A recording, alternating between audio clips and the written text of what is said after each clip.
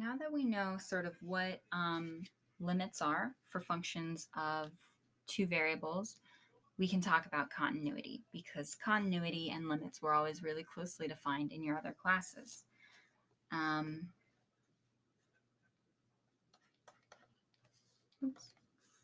we're going to be talking about how to verify or check that your function f of xy is continuous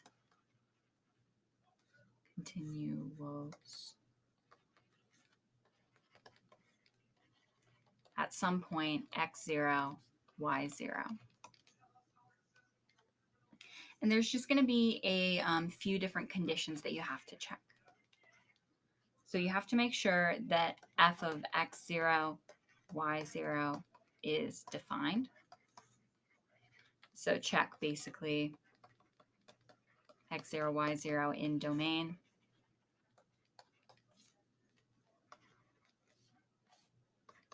Calculating that number makes sense.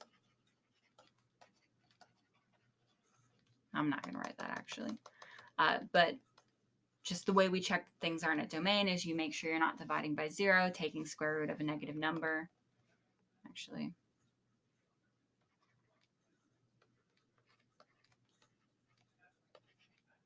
I'll write that at least. That's kind of the red flags to look for.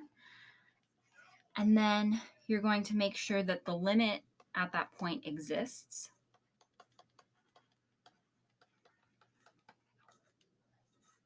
Awesome.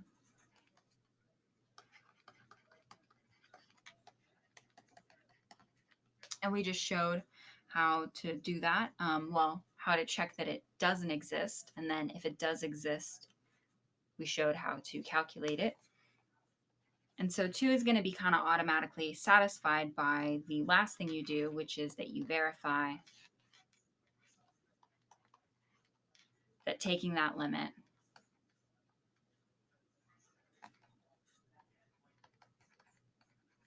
to x0, y0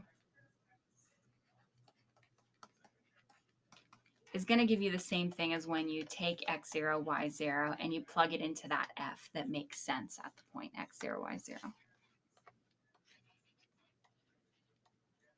So that first and second condition, I just want to make sure they're equal.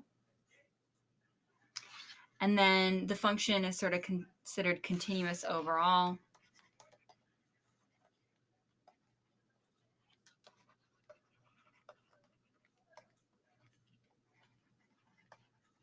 Is just continuous at every point in the domain or some set that we're thinking about.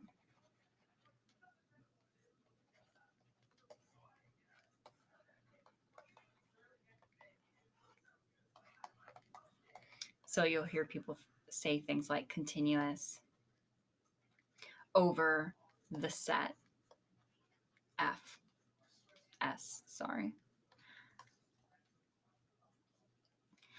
And so we'll practice checking those steps in a little bit.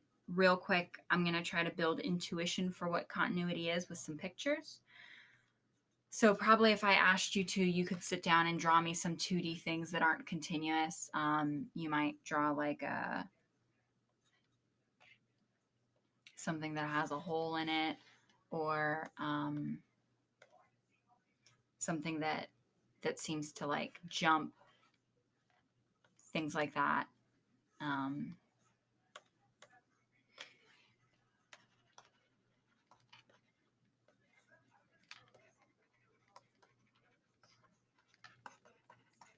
I'm going to try real hard to draw the 3D equivalent, but I'm also going to just point you towards page 834 in your textbook, which will do a better job of this. But those ideas you have about holes and jumps are exactly what we're looking for in continuity of a function.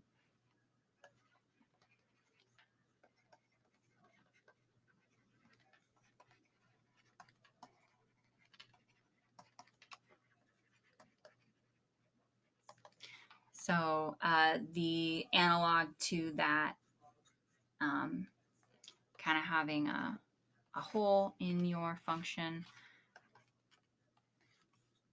Actually, I'll go ahead and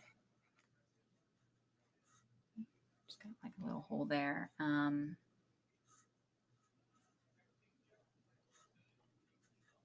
It could even pick up right back where it is. Maybe there's a thing with a hole. And the way that would look for a surface is it's kind of like your nice smooth sheet thing most places, and then it just has like this very drastic dip in the middle that seems to go nowhere. And let me give it some bendy shapes so that you feel like it actually is well defined everywhere else. There's what it's doing, and then maybe that's like the rim around the strange hole that it has, and here's more of the shape up here. Yeah. Let's try that again.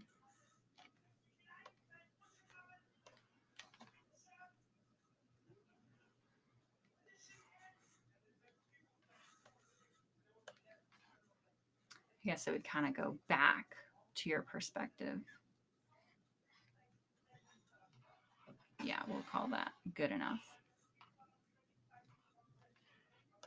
And so I'm imagining that this is kind of the sheet's body right here, and it even continues up that way.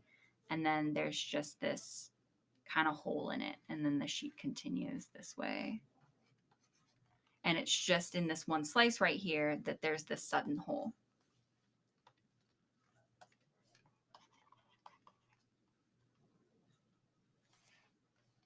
Or for the idea of something that just jumps completely, this one I might be able to do a better job of. So let's say you've got some kind of surface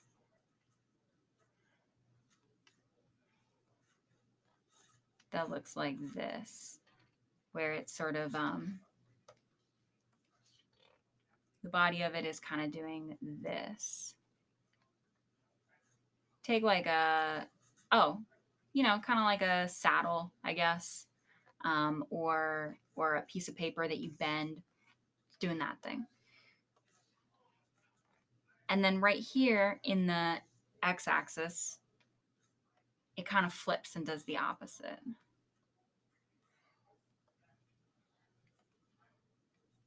Oh gosh. So now the solid part of the surface is kind of like that.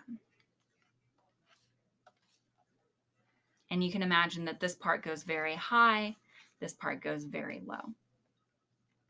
That's going to be similar to when you have sort of like a jump, maybe something like